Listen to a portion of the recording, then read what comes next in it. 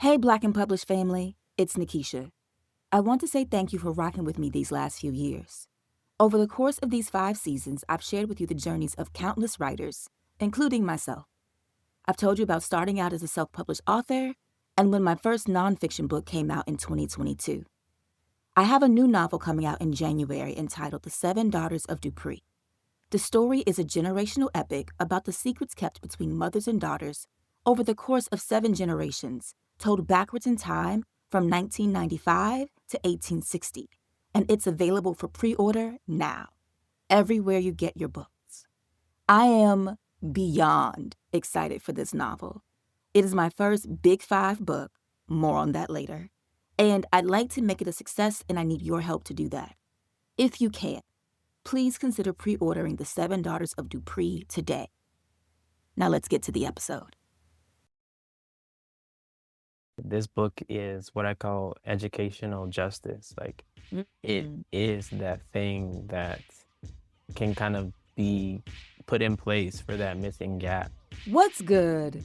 I'm Nikisha Elise Williams, and this is Black and Published on the Mahogany Books Podcast Network, bringing you the journeys of writers, poets, playwrights, and storytellers of all kinds.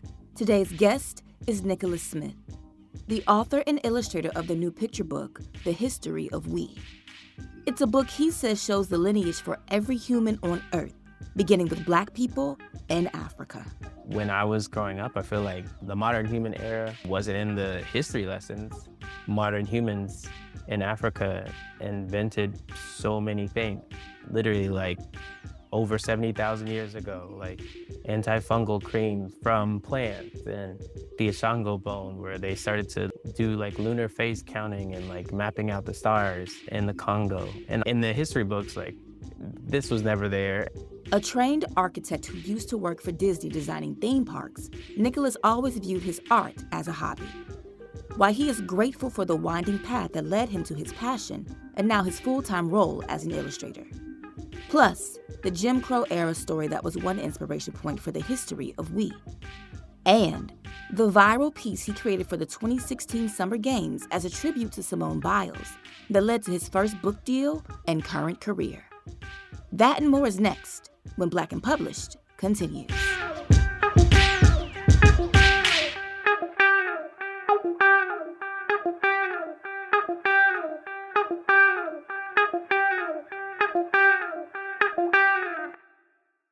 Nikkolas, when did you know that you were a writer?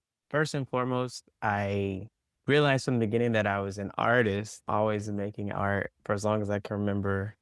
When I decided to go to college, I went to Hampton University, studied architecture, and from there found out about Disney and Imagineering and became an Imagineer, designing theme parks. But when I was at Hampton, I would do like political cartoons for the newspaper.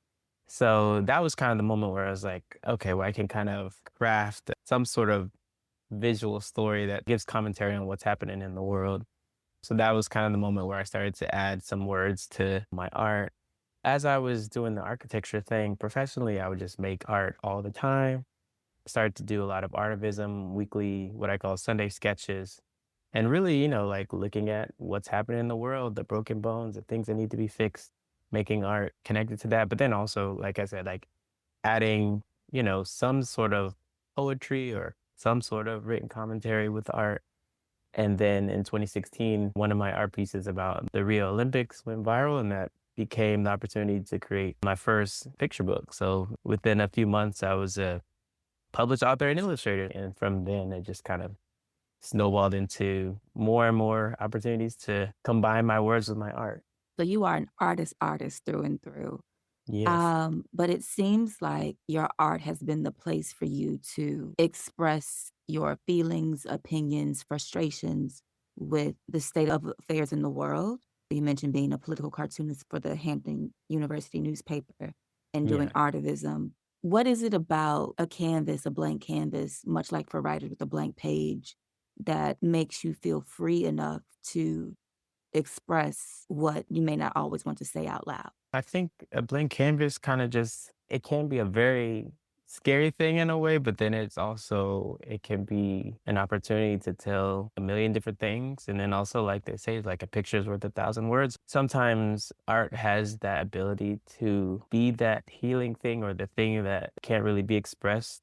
And so for me, the whole journey really started as artist therapy, right? So it's interesting now that the art that I'm making, whether it's making tribute art for somebody who is a victim of police brutality or any sort of injustice. A lot of times, the people will use the art to be the thing that says what they don't really have words to talk about. So it just kind of became this unveiling or this process over time of like, my art really can be that thing that speaks. And then there's so many things to talk about in the world that are not working right, what I call the broken bones of the world, the things that need to be fixed. Sometimes it's like art is the thing that can deliver that message, you know?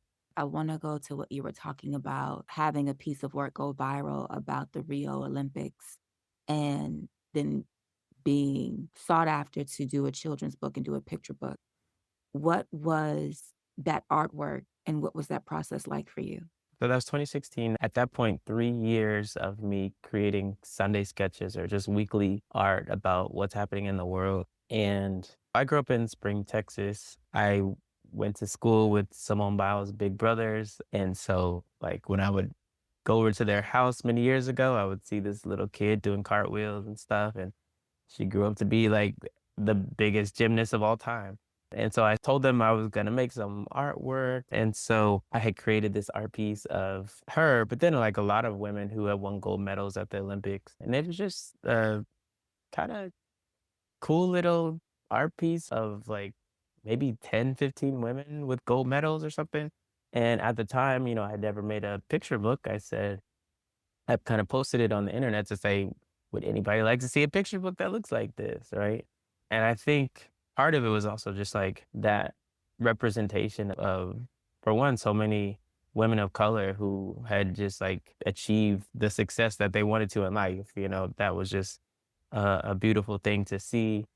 And it went viral. So many people shared it on social media.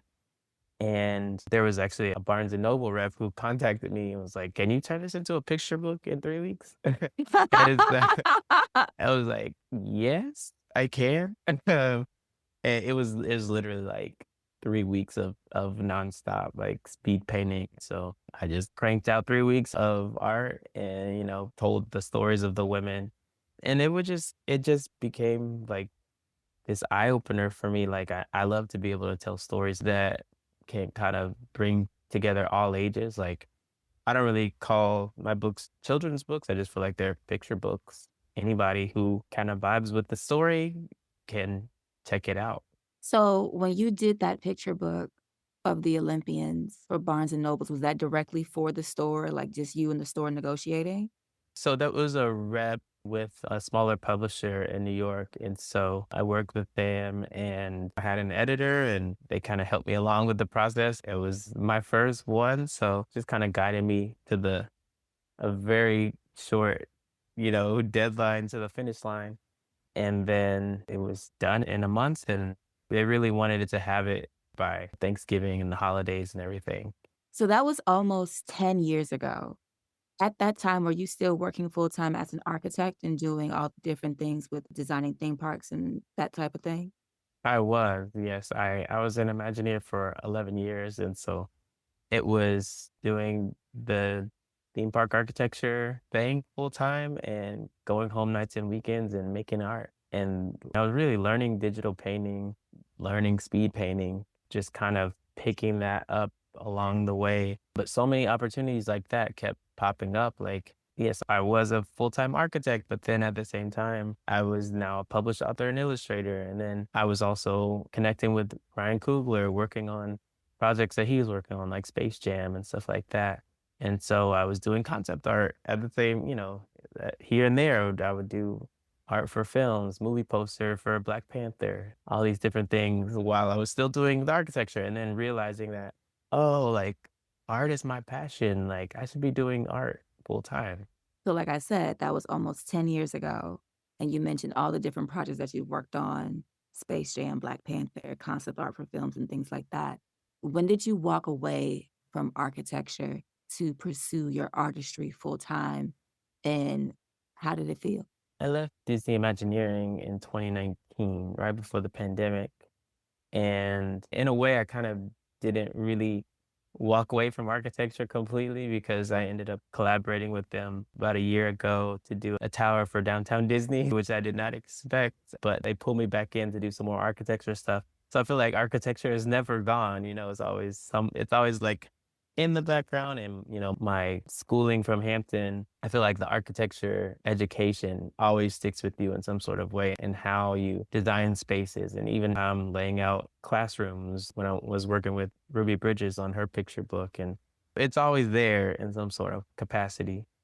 But yeah, that was 2019. I became a full-time illustrator. So yeah, it's been a little over 5 years now of making art full-time. And, I feel like it's one of the greatest feelings to be able to first realize what my passion is. It took a little while, but realize what my passion is and realize that I can do this for a living. I go around the world to India and China. I'll be in Hawaii. I'll be in all these different places where I'm just talking to kids about art and making art to change the world.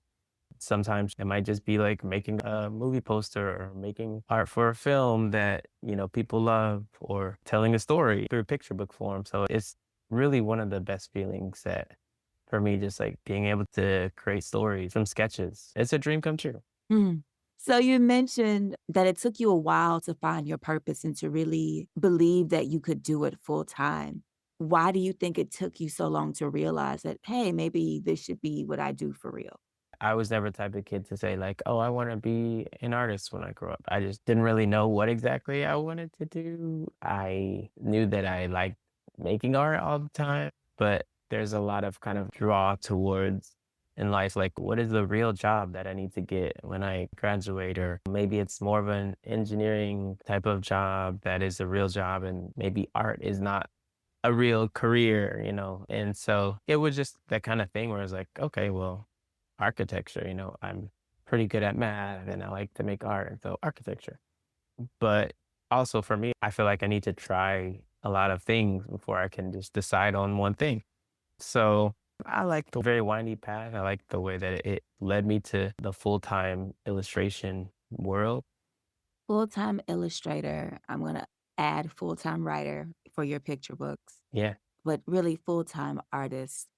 Now that you do this full time, and since doing that first book in 2016 with the small press and the Barnes and Noble request, what has your journey in the publishing industry been like, coming from such an outsider's background, like not ever seeing this on your bingo card? It has been eye-opening for me. I've worked with most of the major publishers at this point, and it's been a really, I feel like, a short amount of time since I left Disney right before the pandemic. It became kind of this explosion. Obviously, in 2020, there was a lot going on in terms of social justice, artwork, artivism, and I got a lot of requests. The very first one, I feel like right after I became a freelance illustrator, was for the 1619 project, Born on the Water picture book, and that was with Penguin. And there's also been the book about the Confederate flag called That Flag with HarperCollins, and I'm Ruby Bridges with Scholastic.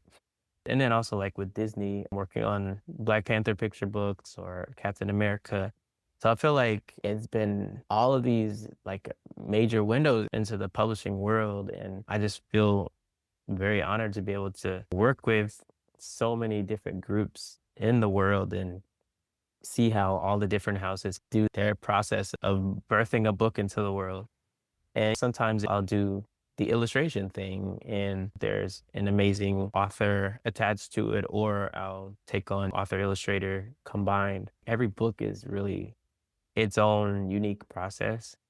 But I've really enjoyed being a part of the picture book world. I love that it's always connected to the librarian community and the school community, who there's just so many kids who it's really a big chunk of their school year is connecting to these picture books that can maybe tell them about a part of American history that they didn't know about, or just fun inspirational stories of maybe like a superhero.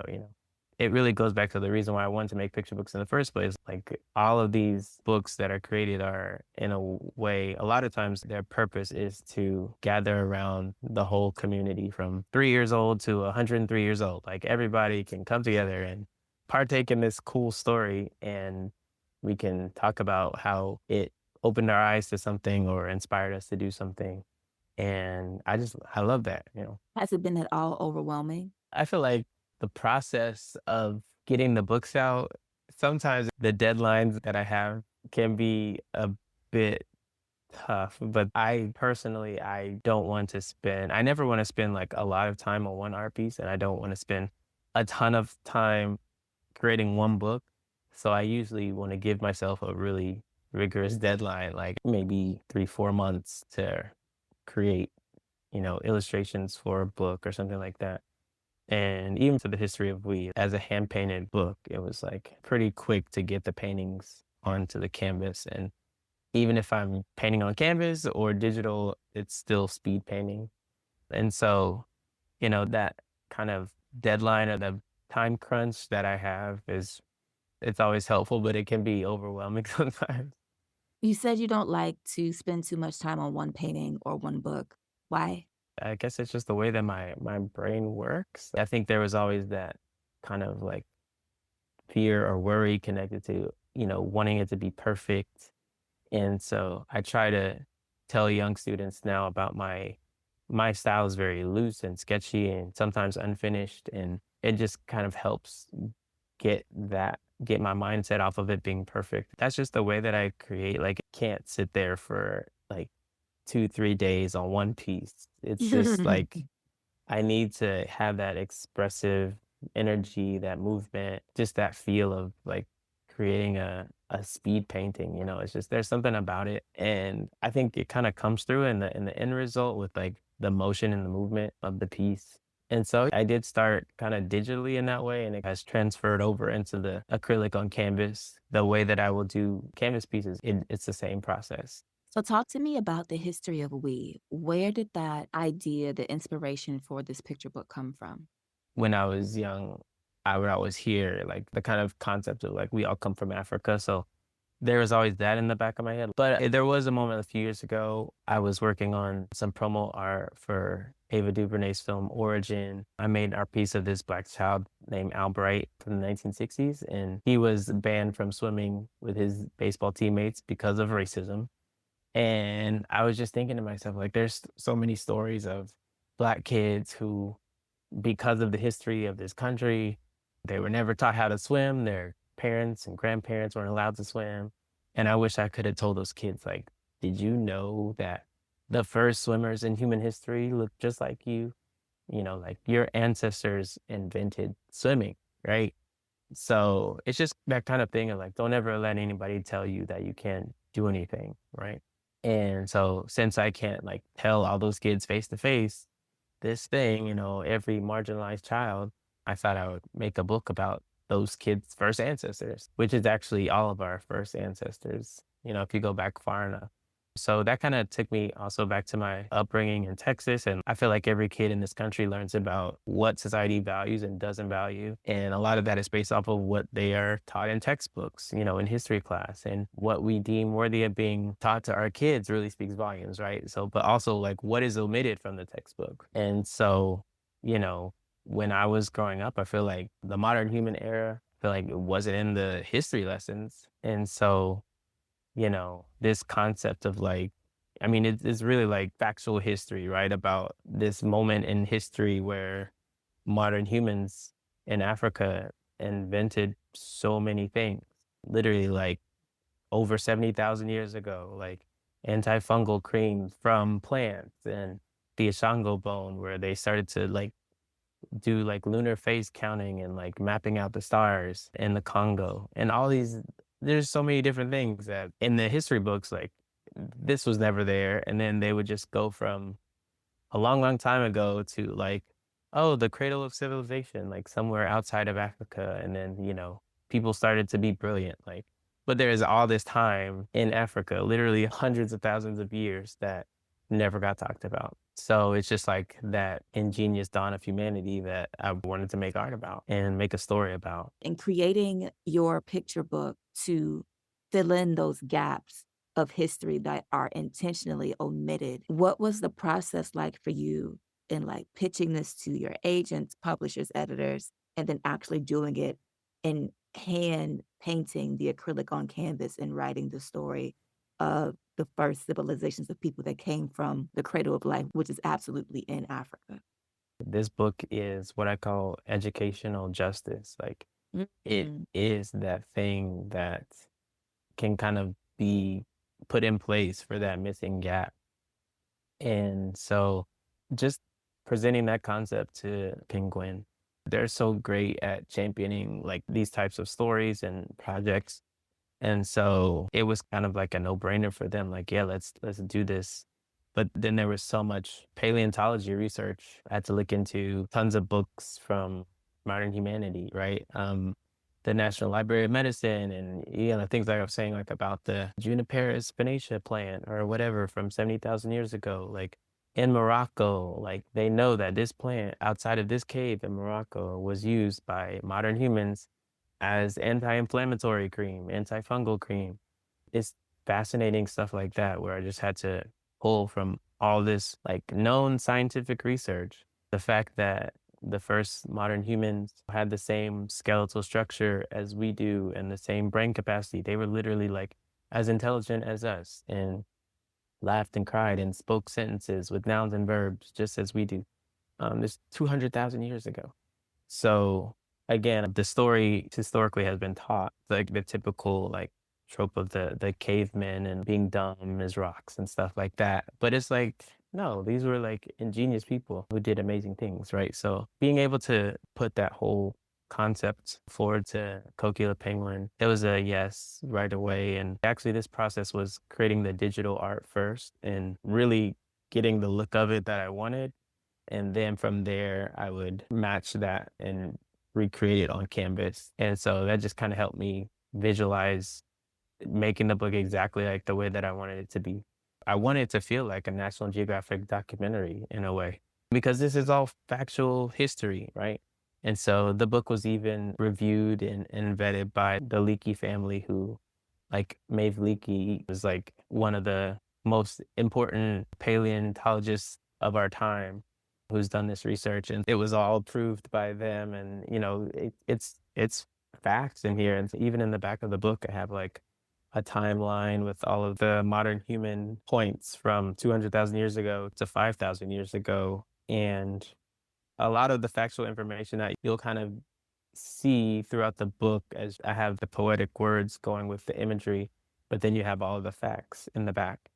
For this book, it was probably like a 2.5 month process of speed paintings on canvas. It was a pretty quick process once I got the manuscript down to tell it exactly the way that I wanted to tell it. It was a beautiful process, the way it all came together, and very excited about it. It's very special. It's very Yeah. beautiful, and so with Thank that you. said, can you read something from the history of we, and then we can go further into the book? Sh- Sure. The History of We, written and illustrated by Nikkolas Smith, tells the story of the modern human era. Set in Africa 230,000 years ago, Nikkolas highlights the genius of early humans, their inventions and discoveries, and how we are all connected to the continent and one common ancestor. Here's Nikkolas. The very, very beginning of the book starts with the one line that just says, "What does the beginning look like?" And you see like this beautiful African valley. But then when you turn the page, it says, "In this fertile African cradle, the birthplace of civilization is found. Here we dreamed and we spoke. We shared and we healed. We sang and danced and built and explored. We lived. Let us travel back to the start, so far back that all of our roots begin to tell the same story, the origin story of humankind, the history of we." The next page after that says, "We walked this earth not 1,000 years ago, but 200 times more than that. We wove nouns and verbs into a web of language that connected us. With minds as intelligent as those born today, We sculpted words that made stories and shared stories that made our community a brilliant blueprint for all human beings to come. And so you start to see our first ancestors, like the first modern humans, doing things like starting to braid grasses that they would eventually turn into necklaces and things like that, and making art in the Blombos cave in South Africa, and using literally like using seashells to make necklaces. And so I think that's, for me, that's like just the beauty of scientific research, is that they just literally dig up fossils from the ground and dig up artifacts and say, hey, this is what happened. Um, there's not like a lot of speculation, like, hey, we come from Africa. So yeah, this can be kind of like that imagery to that moment in history. What was the most surprising or fun fact that you found in researching this book and then including that story in the pages? There's so many. I feel like that idea of the fact that we were really like mapping out the stars over 80,000 years ago in Africa is a beautiful thing. The way that we started to explore and travel, like there's a page where you start to see the first explorers and their ships and their little like hollowed out trees that they turned into sailboats. And they started to go to Southeast Asia. They started to go to Australia. I feel like that's one of the coolest things, was like the crazy long distances that they traveled, studied the current patterns of the ocean, and figured out how they can get from A to B, like in super long distances. And it's just a beautiful thing to be able to visualize and show that we were doing all this stuff like for a long time. Like the whole planet was like literally like black people going everywhere. And then it talks about in the timeline at the end of the book, this was like 90,000 years ago that we stepped out of Africa really and started to explore. And 50,000 years ago, we ended up in Europe, you know, making great inventions. And 20,000 years ago, we ended up going into the Americas. But then it really wasn't until like 10,000 years ago that skin started to adapt to colder climates, less sunny. Literally like 9,000 years ago, skin started to get pale and lighter. So you had like a whole 70, 80,000 years of just like black people everywhere, doing amazing things. Then you eventually, at the end of the book, you get to we are a global population. We are literally one human race of Mhm. people that just like got lighter in some parts of the world, we're like all extended family. So that's kind of really the point of the whole book, is that we're like way more connected in today's world. It seems like we can be so disconnected and split up and so different, but we're really, one human race. Like there was a point in human history where we were a lot of different literal races, and the Homo sapiens became the one race. So it's us. Like there's no need to continue to split us up into races. Okay. So you went there, so I'm Mm, gonna go there with you. mhm, We are in a moment in time in history where the concept and construct of race is being heavily reinforced to the benefit of one, mhm. and that would be the white race of people, Right, especially in the United States. And that race as a concept and construct was created to always elevate white people over people with darker skin. And that has right. been held up over centuries via the church, via political systems, via the institution of slavery or Mhm. Jim Crow or apartheid, and so much more. Yeah, In creating the history of we and knowing of your background as an artivist and using your artwork to speak out on issues, are you trying to intentionally do a narrative intervention with your artwork to say, we're arguing over foolishness because we're all related and we should treat each other accordingly because there's only one race, the human race? short answer, yes. I Um, just yes. had to get that on record. Yes, because I mean, we how many times have we said like race is a social construct? It was created, it we say that a lot. And I know it's hard. Obviously, in the Black community, that's a very important thing to think about, but it's also in the Black community. There's so much identity that we have connected to us as Black people, and that it was very important to being able to survive in America and, sticking together and all this stuff. And I totally get that. But like I said, facts are facts. It's the thing that I love about the scientific community is that they're not tied to a specific religious belief or any type of thing. They are literally just like pulling fossils from the ground and saying, "This is it. This is us." And there literally were other races. They were not even Homo sapiens, like a long time ago. And eventually it just became us. And so take with that what you will, like it's just us now. And when you look at it in the scope of just modern humanity from 230,000 years ago to now, like I said, you see like 80% of that timeline is just Black people inventing and being amazing on the earth. And then as we went around the earth, our skin tone changed. When you think about it in that context, it's like such a ridiculous thing that race has become such a big deal and racism has become such a big issue because like it's really a tiny little factor in our whole timeline of humanity. So it's ridiculous that it has become like all of these issues that it has. And so if we can just kind of remember that we're literally all family, we're like I kind of allude to in the book, like we're kind of like all extended cousins in a way. Hopefully that will help kind of remind us all that we need to stick closer together. But that's the goal, I guess. That's the wish.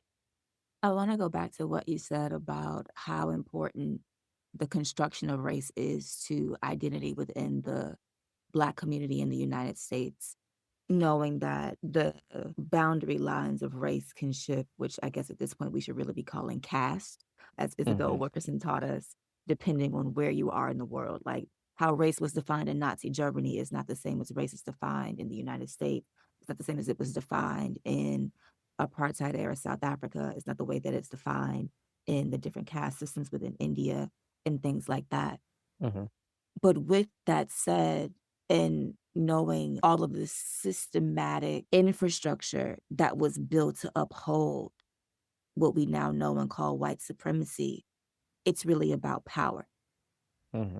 And so as you go around and you talk to students and you visit schools and you talk about all of your travels all around the world, how do you drill down to young minds that one, we're all cousins, and the only reason that people try to separate you and single you out for being different is because they want to have the power to rule over you. I feel like the beautiful thing about speaking to so many young kids about this topic is that the kids get it more than the adults. Like they understand the concept of equality and they see that there's so much inequality, racial inequality, gender inequality, all these things. They see that idyllic kind of concept of us all being the same or needing to get to the point where we're all treated equal.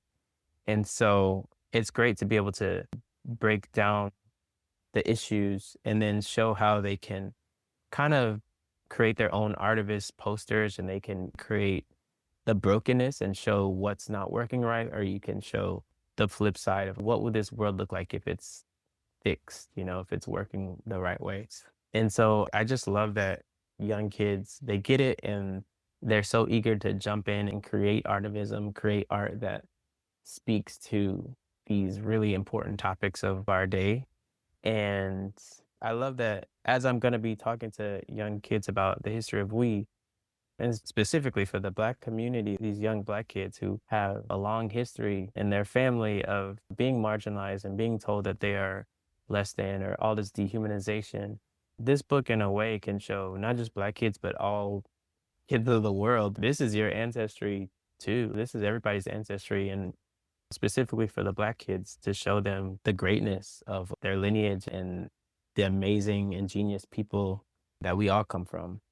And I think that will go a long ways to having that moment collectively where even in the schools where we can all take a break and just look at our history and see the beauty of it all. There's so much of the in recent history, the brokenness and the tragedy, but like there's so much beauty that we can look back and just reflect on. And so I'm excited to have these moments with everybody, but especially the school kids to talk to them about it. So we know what you want people to take from the book, but what kind of conversations do you hope are inspired amongst adults about the work?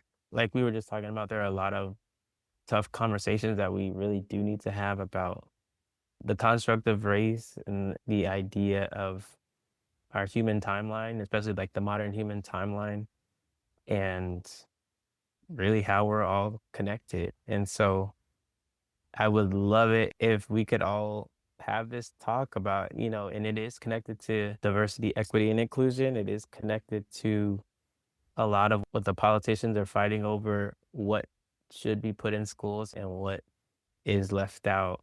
And so I want the adults to be able to have this real conversation and really get a visual glimpse at what modern humanity is and what life was like really before, you know, the construct of race ever happened. Like, what was it like on the earth? And just seeing that, I think it can open people's eyes and get people to look at things a little bit differently. It's a very important conversation to have. And I'm excited that hopefully this book can help do that. All right. And so what are you working on next? My next book is early September. It's called A Change is Gonna Come. It is by the legendary Sam Cooke. And so that is literally me taking the iconic song Change is Gonna Come and visualizing it. And so it's like the book is the lyrics, and I've created a story of like a civil rights era themed story that goes with the lyrics. So very I, excited about that. I look forward to Yeah. seeing the river and the little tent. Yes. Right. All right. So I want to move to a speed round in the game before I let you go for what is still your morning.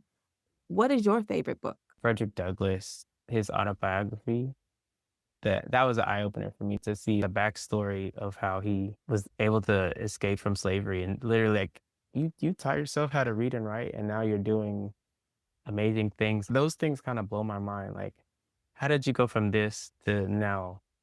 You're like one of the most amazing speakers of all time. Can you're explaining to people about what this life was like in American history and those kind of like nuggets of American history I like to Mm. read about. Who is your favorite author? Frederick Joseph, I would say Frederick Joseph is a friend of mine, so I'm a little bit biased, but like his work is really amazing. Okay. Who is your favorite artist? I grew up loving traditional oil painters like Norman Rockwell. Norman Rockwell's a big inspiration. Kadir Nelson, who is also an oil painter. He does incredible, super, super realistic oil paintings that I love. All right. If money were no object, where would you go? What would you do? And where would you live?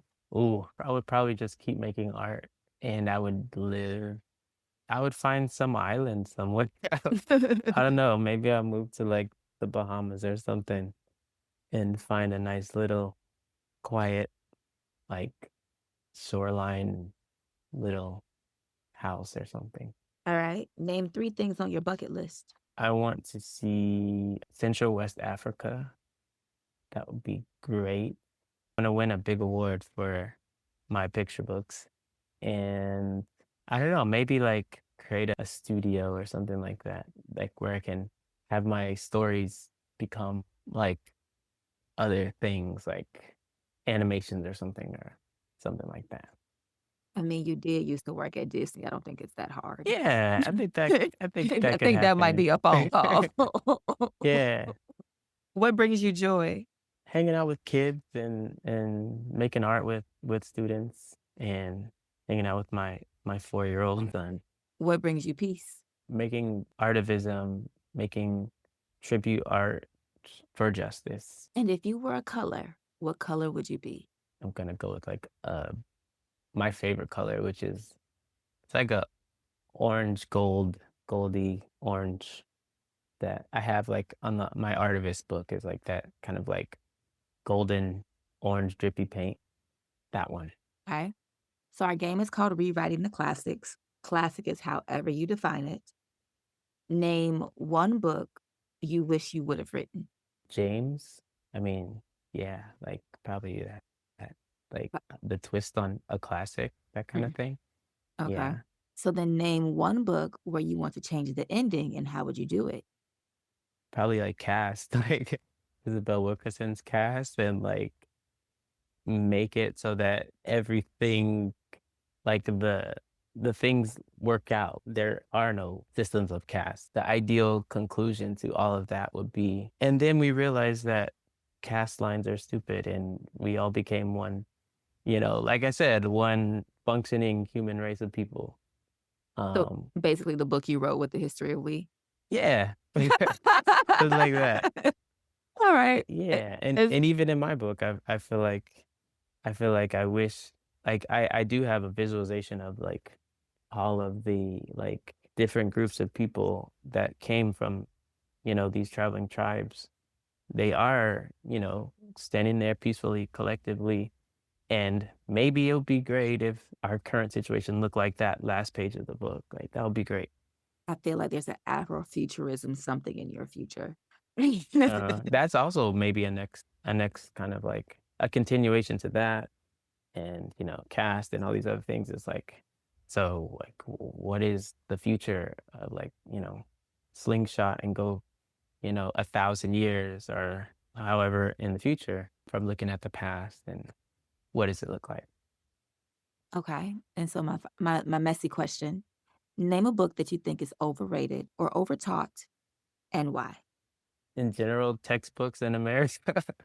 I mean, I grew up learning about like Davy Crockett and the Alamo, and stuff like that in Texas. So like for me, I'm always looking at like the whole Davy Crockett story is overrated. Like, why are we learning about this guy? And then it turns out that like this didn't even really happen like that in the history books, like, and it was all connected to, again, like racism and white supremacy and all this stuff. And so it's like, can we not teach anything about Davy Crockett anymore? And all, but there's like in Texas, it's like, oh no, this is Texas history, so we have to stick to this. So anything connected to that, and remember the Alamo and all that stuff. So American textbooks in Texas, got it. Yes. Yeah. My final question for you today. When you are dead and gone and among the ancestors, what would you like someone to write or draw or paint about you and the legacy that you've left behind? Wow. Yeah, I think maybe just like a mural of the human race that I had painted in a way, but like where I was trying to collectively do something to try to pull us together in a way. That would be cool. Big thank you to Nikkolas Smith for being here today on Black and Published. You can follow Nikkolas on the socials at Nikkolas_Smith on Instagram and Threads. And Nikkolas is spelled Nikkolas. And make sure you check out The History of We. It's out now from Kokila Books. You can get a copy of the book from Mahogany Books and get 10% off your first purchase using code BLACKPUB at checkout. That's BLKPUB. That's our show for the week. If you liked this episode and want more Black and Published, head to our Instagram page. It's at Black and Published, and that's BLK and Published. There, I've posted a bonus clip from my interview with Nikkolas about how he lives up to the saying, a picture is worth 1,000 words, with his work. Make sure you check it out and let me know what you think in the comments. I'll holler at y'all next week when our guest will be Christina Forrest, author of the novel The Love Lyric. What I'm always trying to say is that love is out there, and you should wait for the person who will love you the way you deserve to be loved, and who will respect you and accept you for who you are. And I think I took that even more seriously with Iris, I think that Iris deserves the happily ever after the most because of what she's been through. That's next week on Black and Published. I'll talk to you then. Peace.